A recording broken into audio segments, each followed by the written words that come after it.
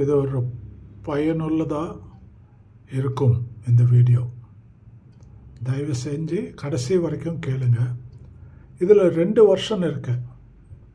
First version ஒரு மாதிரி சிந்தனையோ உணர்ச்சியோ தோன்றதுக்கு, 2வது version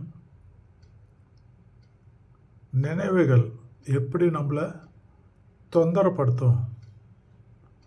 Again and again rethinking about that. Though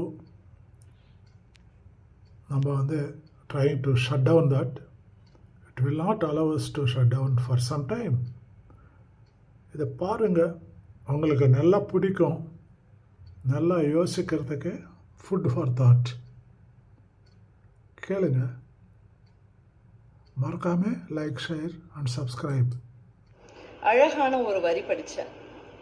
எனக்கு கோயிலுக்கு போகிறது பிடிக்கும், கடவுள் நம்பிக்கை இருக்கு, கடவுளை தேடி ஓடுறியான்னு கேட்டால் அப்படியெல்லாம் இல்லை. என்னமோ எனக்கு பேசுறதுக்கு ஒரு துணையா அந்த கல் எதுவும் சொல்லாது இல்லையா? அப்படி யோசிச்சுட்டு இருக்கும்போது தான் பொதுவாக எனக்கு தேங்காய் உடைக்கிறது, கோயிலுக்கு ஏதாவது தானம் பண்ணுறது, நான் மொட்டை அடிச்சுக்கிறேன்னு வேண்டது, பூமுடி கொடுக்க, இதெல்லாம் எந்த விதமான நம்பிக்கையும் கிடையாது. எப்போ எனக்கு முடி வெட்டணும்னு தோணுமோ அப்போ முடி வெட்டுவேன், அவ்வளோதான். ஆனால் ஒரு வரி படித்த உடனே எனக்கு அப்படின்னு ஒரு முழிப்பு வந்துச்சு. கல்லுக்கு ஊற்றும் பாலை கன்றுக்கு கொடுத்திருக்கலாம் அப்படின்னு ஒன்று.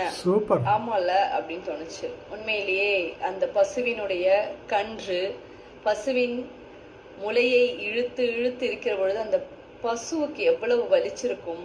இந்த பால் சுரந்து அதை இழுத்து அந்த பாலை எடுத்து. இது பாருங்க, 2வது வருஷம். வாசல் கதவு, ஜன்னல் கதவு எல்லாவற்றையும் பூட்டிவிட்டுத்தான் படுத்தேன். அதையும் தாண்டி உள்ளே நுழைந்து என்னை உதைக்கின்றது உன் ஞாபகங்கள். மேத்தாவோட அழகான வரி. ரொம்ப ஸ்கூல் படிக்கிற காலத்துலேருந்தே மேத்தாவுடைய வரிகளை ரசிச்சுக்கிட்டே இருக்கேன்.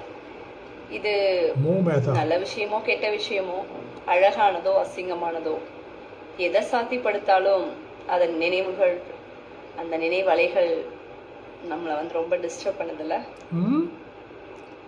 சூப்பர்மா. ஓகே ஃப்ரெண்ட்ஸ், கேட்டீங்கல்ல? தயவு செய்து like, share and subscribe. Thank you.